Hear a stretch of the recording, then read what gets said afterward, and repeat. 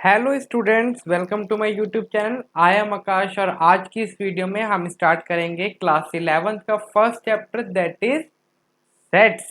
और very very congratulation, आप सब 11th में आ गए हैं। तो देखिए, एक चीज़ पहले याद रखिए कि अभी तक जो आप 10th तक करके आए थे मैथ्स, तो अब जो 11th में हम करेंगे वो थोड़ा हाई लेवल होगा। तो इसलिए अपना दिमाग एकदम रिफ्रेश रखिए। और 11th को स्टार्ट होने से पहले ही मैं आपको ये पहले बता देता हूँ कि आप जो भी पढ़ेंगे सीरियल वाइज पढ़ेंगे। और देखिए, हर एक चैप्टर एक दूसरे से इंटर कनेक्टेड ही रहता है। मतलब सेकंड चैप्टर करने से पहले आपको फर्स्ट चैप्टर अच्छे से पता होना चाहिए। इसमें इतनी सारी चीजें आपको सीखने को मिलेगी फर्स्ट चैप्टर के अंदर, आप देखेंगे, और बहुत ही इंटरेस्टिंग इंटरेस्टिंग चीजें आपको देखने को मिलेगी।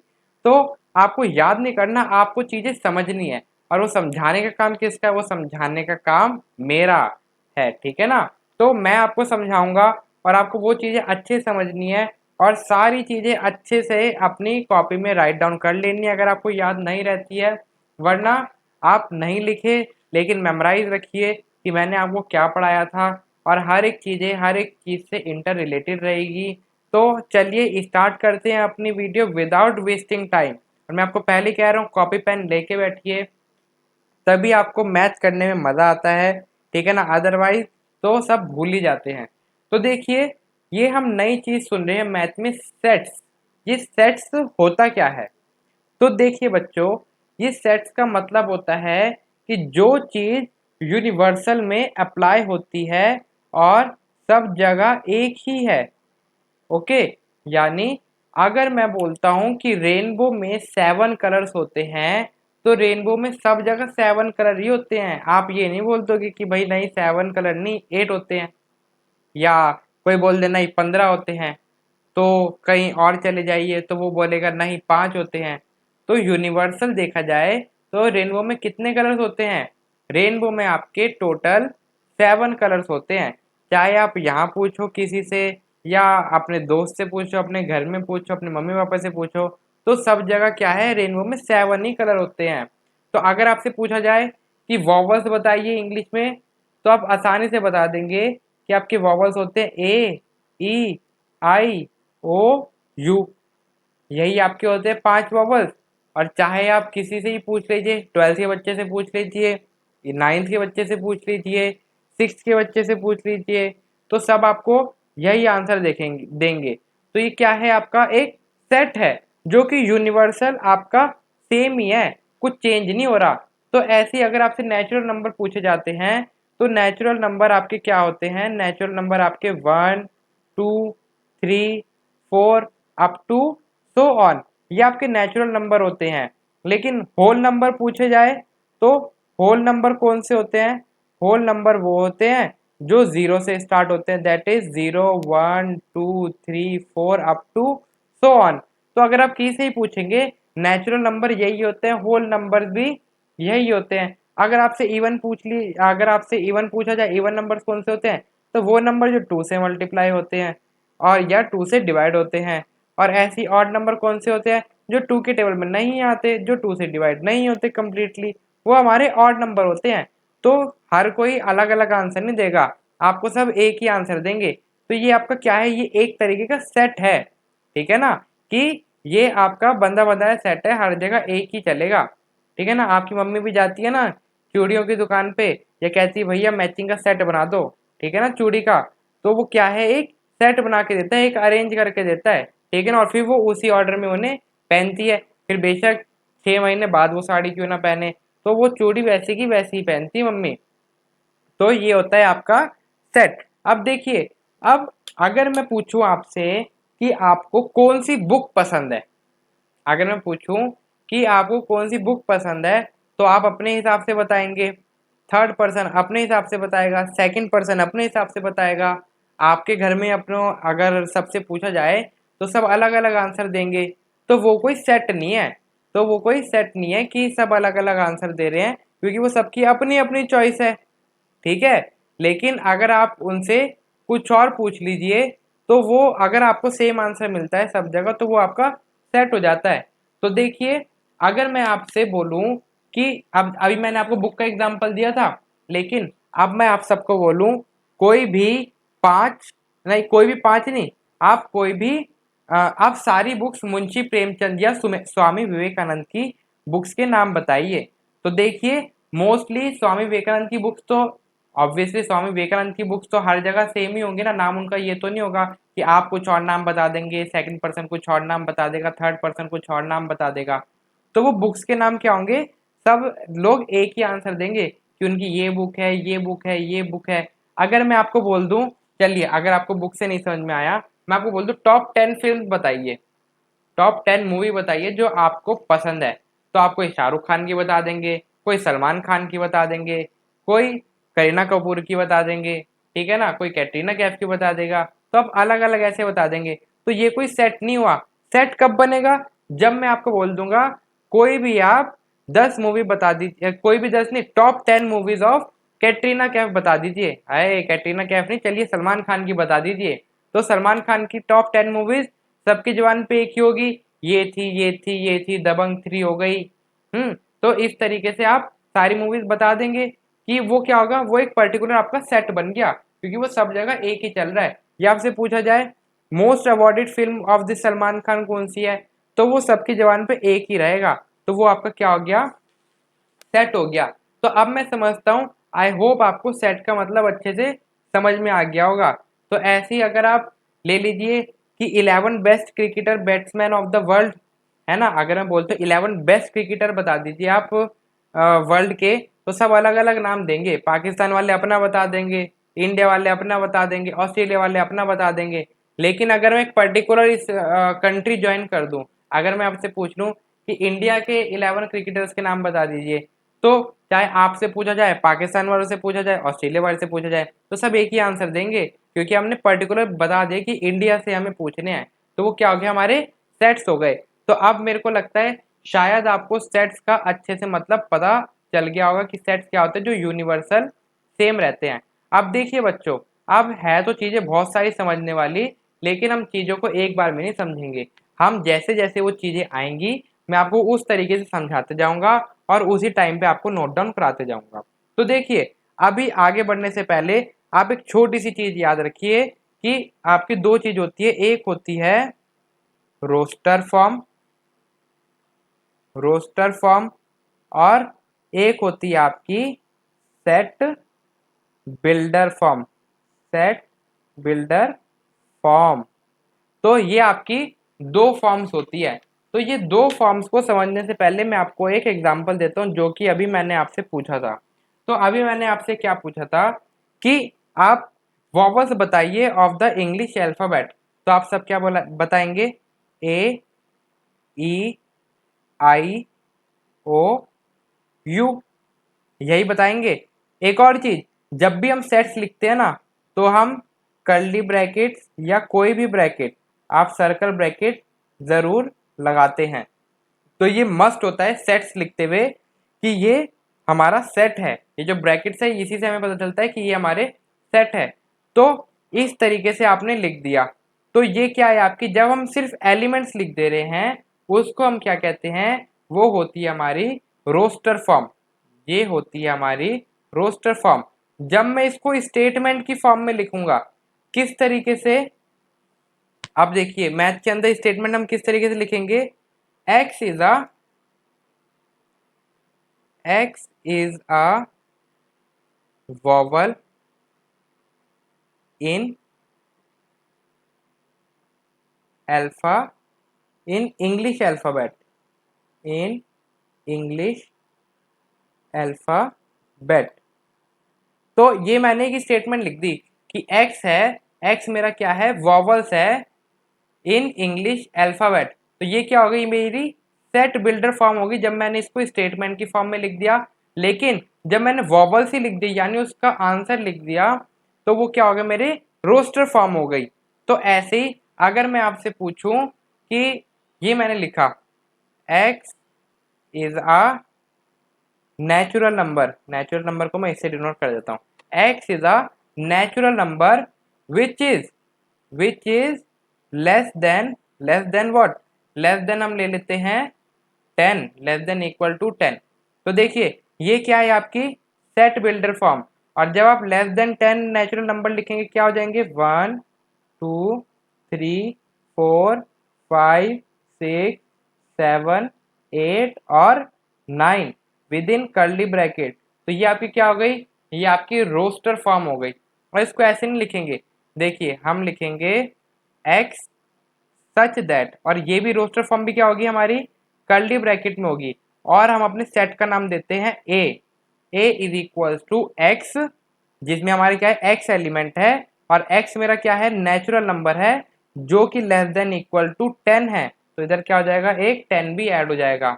ऐसे इसको हम दे देते हैं set B which is equal to X such that, X मेरा क्या है वॉवल्स है इन इंग्लिश अल्फाबेट।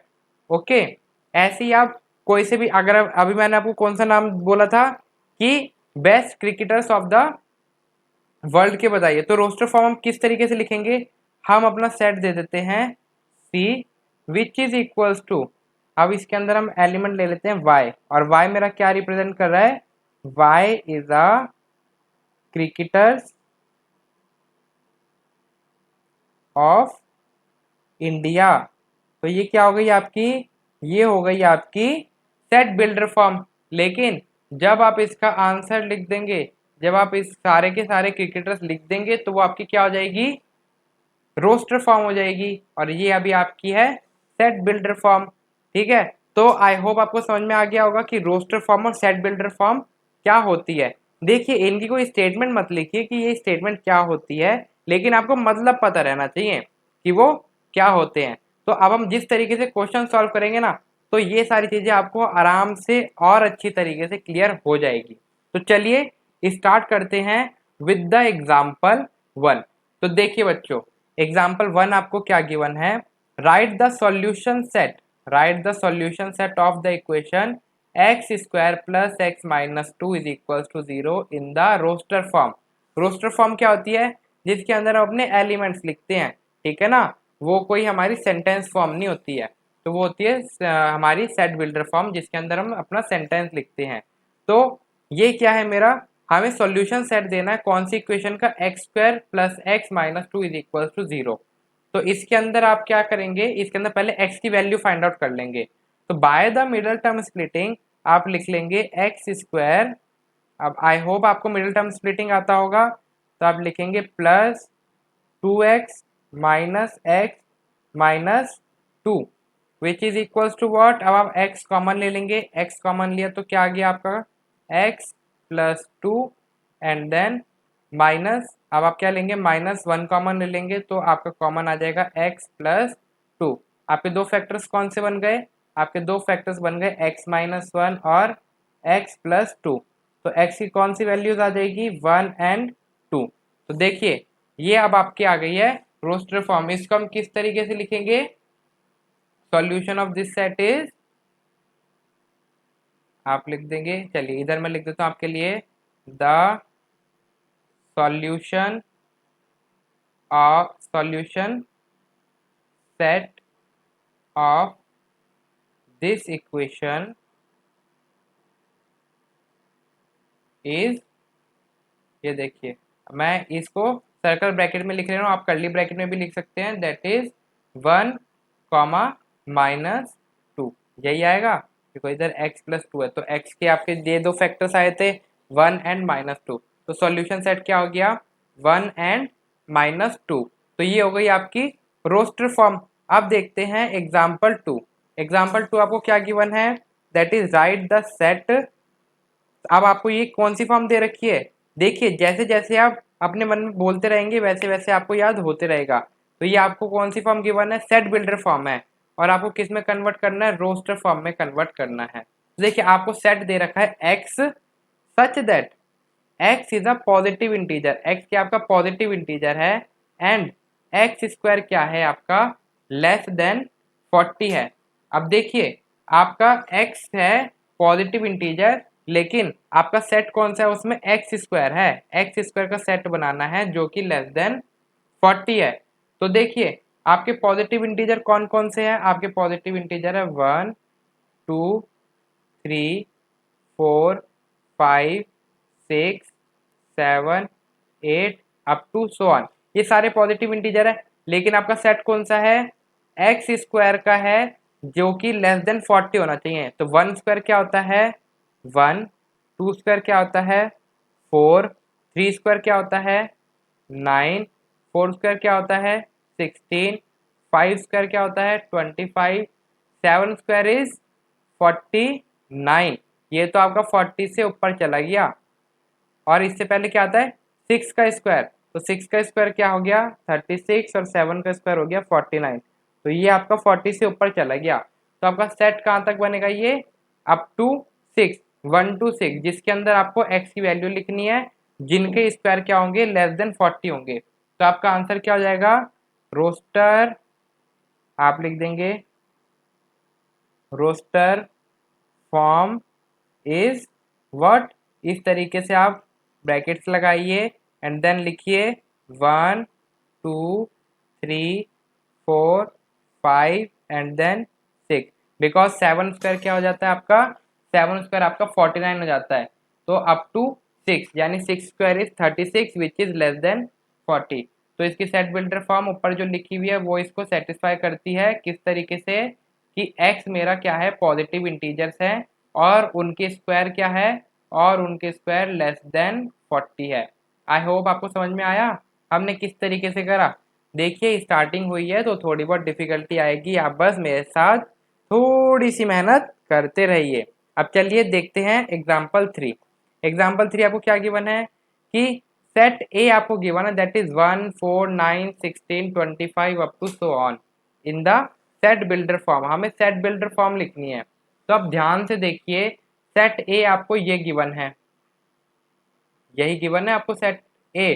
तो इसके अंदर कोई रिलेशन आपको दिख रहा है, देखिए जो सबसे पहला एलिमेंट लिखा है वो 1 हो गया 1 स्क्वायर, जो सेकंड एलिमेंट है वो 2 का स्क्वायर, जो थर्ड एलिमेंट है वो क्या है 3 का स्क्वायर, देन फोर्थ एलिमेंट 4 का स्क्वायर, देन फिफ्थ एलिमेंट यानी 25 इज 5 का स्क्वायर, अप टू ऐसे ही चलते रहेगा। तो आगे क्या होगा 6 का स्क्वायर 7 का स्क्वायर।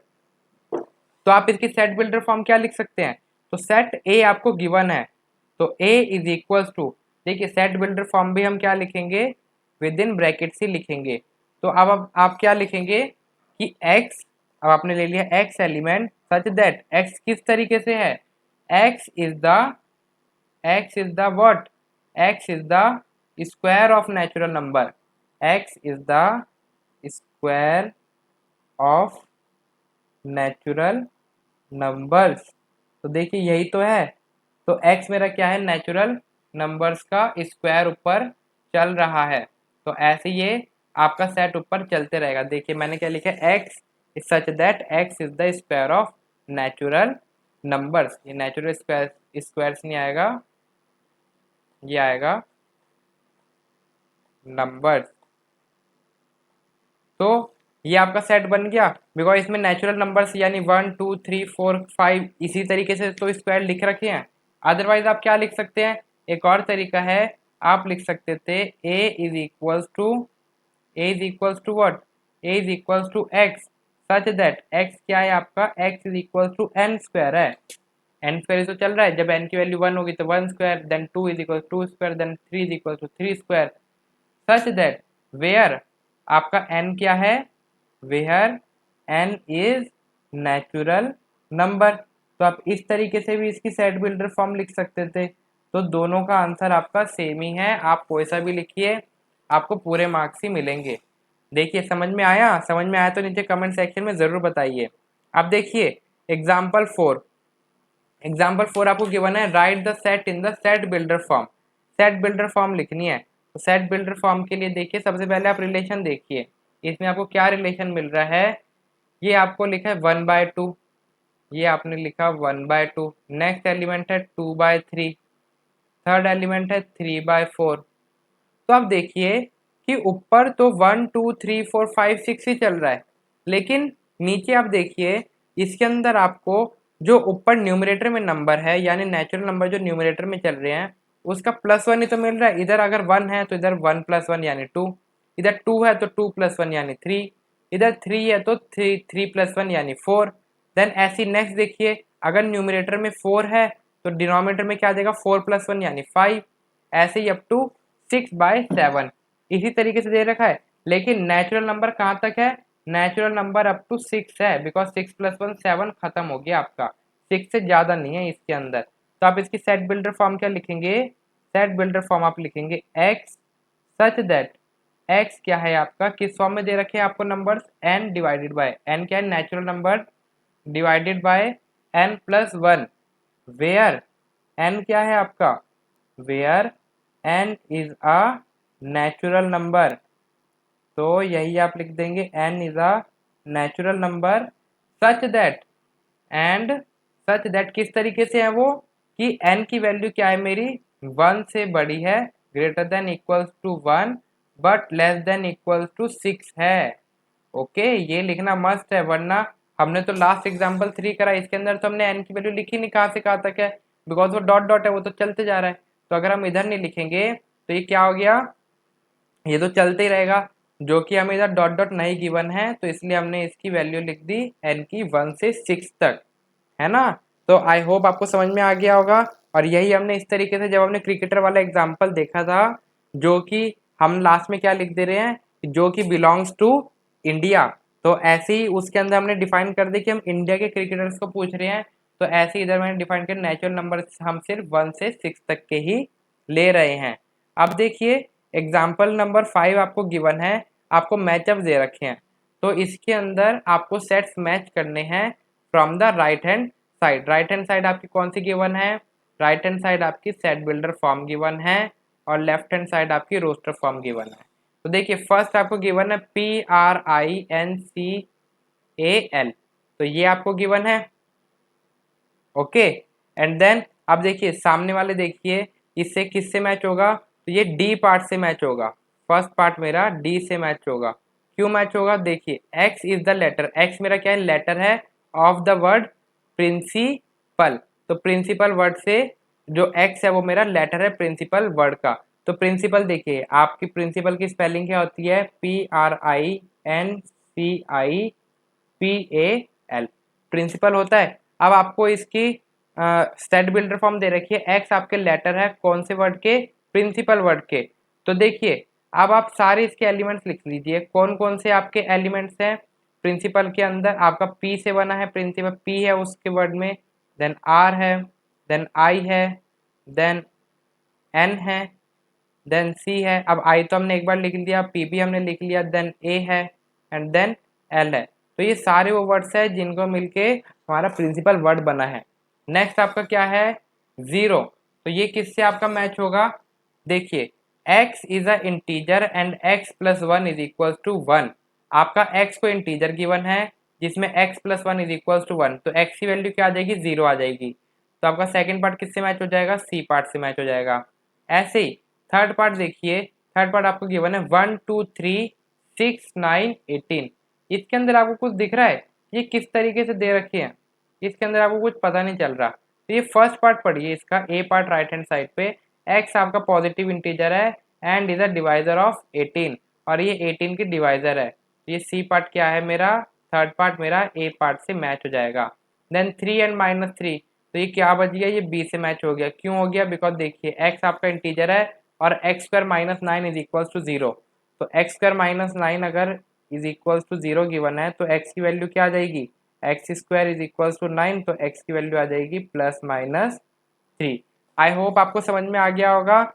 देखिए बच्चों ये एक्सरसाइज, ये एग्जांपल्स तो हमने कर लिए, अब हम नेक्स्ट हम एक्सरसाइज सॉल्व करेंगे, और जैसे जैसे टॉपिक्स आएंगे मैं आपको समझाते रहूँगा कि वो किस तरीके से है। अगर ये वीडियो आपको पसंद आई है तो आप please like subscribe and share my video, and अगर आपको अच्छी लगी तो कमेंट करके भी आप ज़रूर बताइए।